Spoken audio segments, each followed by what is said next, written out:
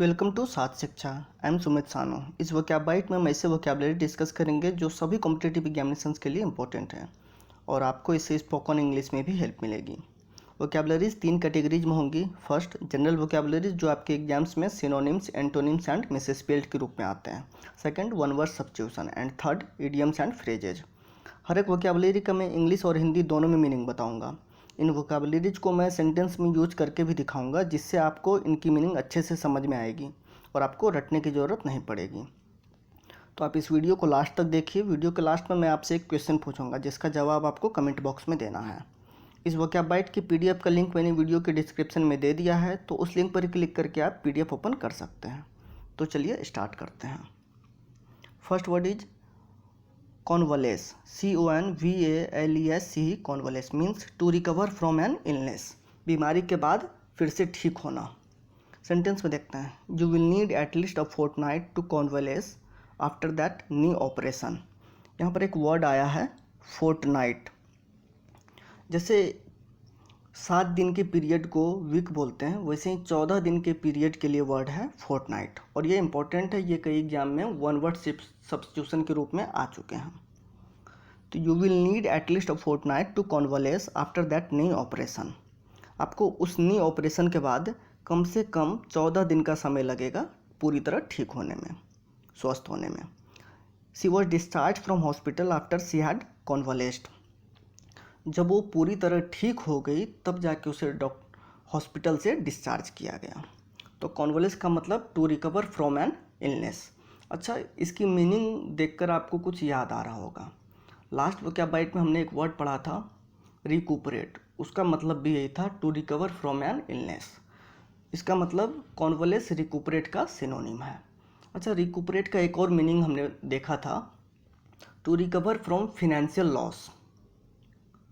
तो उस मीनिंग के अकॉर्डिंग कॉन्वलेस रिकूपरेट का सिनोनिम नहीं है, ये आपको ध्यान रखना पड़ेगा। जनरली होता है कहीं पर अगर आ गया कि रिकवर फ्रॉम फिनेंशियल लॉस, इसके लिए वर्ड, उसमें ऑप्शन में कॉन्वलेस भी होगा, और अगर आप कॉन्वलेस टिक लगा कर आ गए तो वो गलत हो जाएगा।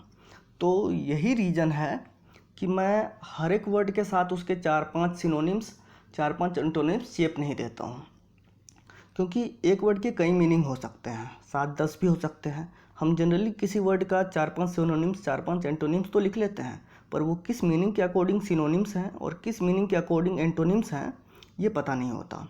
तो इससे कन्फ्यूजन होता है और याद रखना भी मुश्किल होता है।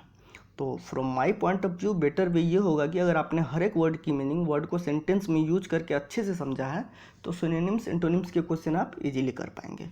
नेक्स्ट वर्ड देखते हैं, persist, PERSIST, persist means to continue to exist.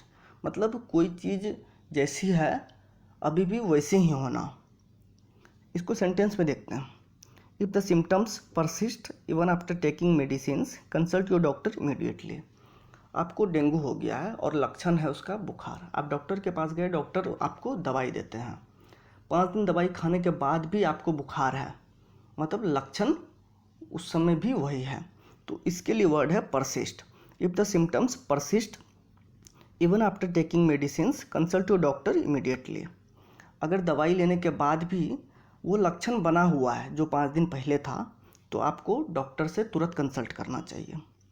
If you persist in persist का एक और मीनिंग है, वो मैं आपको बताता हूँ, to keep doing something without stopping. मतलब कोई काम हम करते रह रहे हैं बिना रुके हुए, तो उसके लिए वर्ड है परसिस्ट। सेंटेंस में देखते हैं, if you persist in bothering her she will get angry. अगर आप उसे परेशान करते रहते हैं तो वो गुस्सा हो जाएगी, नाराज़ हो जाएगी। तो परसिस्ट का मतलब हुआ कोई चीज़ हम करते रह रहे हैं लगातार।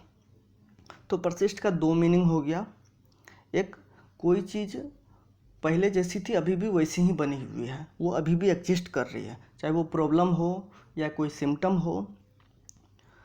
और दूसरा मीनिंग हो गया कि कोई चीज़ हम लगातार करते रह रहे हैं, उसके लिए भी परसिस्ट वर्ड है। नेक्स्ट देखते हैं, impeccable, IMPECCABLE, impeccable means faultless, flawless, perfect in every way. इसको सीधा समझिए, त्रुटिहीन, ऐसी कोई चीज़ जिसमें कोई कमी ना निकाल सके हम, उसमें नुक्स न निकाल सके, मतलब वो परफेक्ट है हर वे में। जैसे इम्पेकेबल ब्यूटी, किसी की खूबसूरती की बात कर रहे हैं, मतलब कोई ऐसी खूबसूरत है कि उसमें एक दाग तक नहीं है, उसमें कोई कमी नहीं निकाल सकते, नुक्स नहीं निकाल सकते। इम्पेकेबल इंग्लिश, कोई इतनी अच्छी अंग्रेजी बोलता है कि उसमें गलतियां नहीं होती, उसमें कमी नहीं निकाल सकते। इम्पेकेबल रेप्यूटेशन, किसी की प्रतिष्ठा समाज में इतनी अच्छी है कि उस पर आज तक दाग नहीं लगा है। सेंटेंस में देखिए, हर स्पोकन इंग्लिश इज इम्पेकेबल, वो जो इंग्लिश बोलती है उसमें आप गलतियां नहीं निकाल सकते, कमी नहीं निकाल सकते। हर impeccable acting won the hearts of many, मतलब वो जो एक्टिंग करती है उसमें त्रुटिहीन है, उसमें आप कमी नहीं निकाल सकते, वो परफेक्ट है और उस एक्टिंग के कारण बहुत लोगों का दिल जीता है उसने। तो इम्पेकेबल का मतलब ऐसी कोई भी चीज़ जिसमें आप कमियां नहीं निकाल सकते, त्रुटि नहीं निकाल सकते, वो हर वे में परफेक्ट है।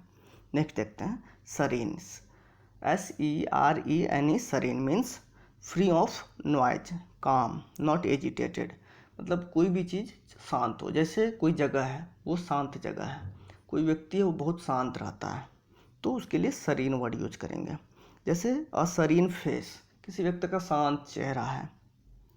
अ सरीन प्लेस, कोई शांत जगह। सेंटेंस में देखते हैं, she loves to spend time at this serene place on the bank of river, नदी के किनारे इस शांत जगह पर वो समय व्यतीत करना पसंद करती है। She kept looking at the clear sky with a serene expression on her face, वो साफ आसमान को एक शांत भाव से देखती रही, एक शांत निगाह से देखती रही। तो सरीन का मतलब शांत। नेक्स्ट देखते हैं feeble, FEEBLE, feeble means lacking strength, weak, मतलब कमज़ोर। जैसे अ फीबल ओल्ड मैन, एक कमज़ोर वृद्ध व्यक्ति। अ फीबल आईसाइट, कमज़ोर नज़र, किसी को कम दिखता है तो बोलते हैं नज़र कमज़ोर हो गई, तो फीबल आईसाइट। अ फीबल वॉइस, जैसे तबीयत ख़राब होती है तो आवाज़ अच्छे से नहीं निकलती है, कमज़ोर आवाज़ निकलती है, तो अ फीबल वॉइस। सेंटेंस में देखिए, because of my feeble eyesight I could not get a driving licence, मेरी नज़र कमज़ोर होने के कारण मुझे ड्राइविंग लाइसेंस नहीं मिला। His old grandfather is too feeble to walk without his stick, उसके वृद्ध दादाजी इतने कमज़ोर हैं कि वो बिना छड़ी के चल नहीं सकते। तो फीबल का मतलब कमज़ोर। वन वर्ड सब्स्टिट्यूशन देखते हैं, theist, THEIST, theist means one who believes in the existence of God, मतलब आस्तिक जो ईश्वर के अस्तित्व को मानता है, जो ये मानता है कि ईश्वर है। नेक्स्ट है atheist, one who does not believe in the existence of God, नास्तिक जो ये मानता है कि ईश्वर नहीं है। तो थेइस्ट हो गया जो मानता है कि ईश्वर है, एथीस्ट हो गया जो मानता है कि ईश्वर नहीं है। तो एथीस्ट थीस्ट का अपोजिट हो गया, एंटोनिम हो गया। नेक्स्ट देखते हैं agnostic, AGNOSTIC, agnostic means one who is doubtful about the existence of God. इसको आप ऐसे समझिए, थीस्ट वो मानता है कि ईश्वर है, एथीस्ट वो मानता है कि ईश्वर नहीं है, एग्नोस्टिक उसे संदेह है कि ईश्वर है कि नहीं है। आप उससे पूछिए ईश्वर है ना, वो बोलेगा पता नहीं। उसे पूछिए ईश्वर नहीं है, वो बोलेगा पता नहीं। तो उसे पता नहीं होता, उसे संदेह है, डाउट है। तो इन तीनों वर्ड को आप एक साथ याद रखिए और एग्नोस्टिक कई एग्जाम में पूछे जा चुके हैं। अब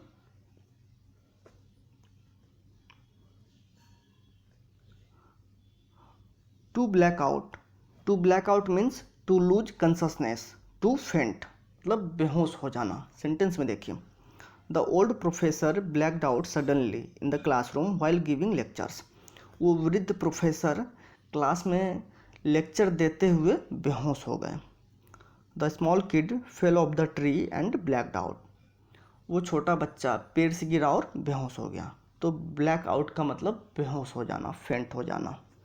next is to keep someone in the loop means to keep someone informed about something, मतलब मैं जो भी कर रहा हूँ किसी दूसरे व्यक्ति को मैं हर चीज़ बता रहा हूँ, उसको जानकारी दे रहा हूँ। मतलब मैं किसी चीज़ पर काम कर रहा हूँ तो उस काम के बारे में क्या कर रहा हूँ दूसरे व्यक्ति को पता हो। सेंटेंस में देखिए क्लियर होगा। Keep Suresh in the loop while working on this project as he has to submit reports daily। अच्छा, आप काम कर रहे हैं, आपके नीचे कोई सुरेश है, उसको रिपोर्ट भेजना होता है आपके काम के बारे में। तो आप जो भी कर रहे हैं, जिस भी प्रोजेक्ट पर काम कर रहे हैं, उसके बारे में पूरी सूचना सुरेश को देते रहिए, मतलब keep him informed. During the whole action taken by the police the chief minister was kept in the loop. मतलब पुलिस ने जो भी कार्रवाई की उन सब से चीफ मिनिस्टर को अवगत कराया जाता रहा, मतलब उनको इन्फॉर्म्ड रखा गया, उनको पता चलता रहा कि पुलिस क्या क्या कर रही है। तो कीप समवन इन लूप का मतलब उसे हर बात की जानकारी देते रहना। अब लास्ट वीडियो के क्वेश्चन का answer. Choose a suitable word for rearing of बीज फॉर हनी। शहद के लिए मधुमक्खी को पालना, उसके लिए क्या वर्ड है? तो आंसर है एपीकल्चर, मधुमक्खी पालन। अब जो ऑप्शन में और भी वर्ड है उनको भी देख लीजिए। पिस्सीकल्चर मछली पालन, सेरीकल्चर रेशम पालन, एपीकल्चर मधुमक्खी पालन और हॉर्टिकल्चर ये आपको नहीं बताया गया है। इसका मतलब होता है बागवानी करना, फल और सब्जियां उगाना। अब आपके लिए आज का question, what is the meaning of idiom hold your horses? आपके पास 4 ऑप्शन है। Be awake, be patient, be agitated, keep the situation under control. इनमें से जो भी आंसर होगा वो आपको कमेंट बॉक्स में लिखना है। अच्छा, इस वोकैब में हमने जितने वोकैबलरी डिस्कस किए हैं उनमें से मोस्टली किसी न किसी एग्जाम्स में पहले पूछे जा चुके हैं, तो इन्हें आप वीडियो की PDF से नोट करके रिवीजन करते रहिए। ये वीडियो आपको कैसा लगा हमें कमेंट करके ज़रूर बताइएगा। अगर इस वीडियो से आपको आपके स्टडी में हेल्प मिली तो इसे लाइक करके अपने दोस्तों के साथ शेयर कीजिए। और अगर आपने अभी तक सार्थ शिक्षा को सब्सक्राइब नहीं किया है तो सब्सक्राइब करके बेल आइकन प्रेस कर लीजिए, जिससे कि नेक्स्ट वीडियो की नोटिफिकेशन आपको मिलती रहे। Thanks for watching.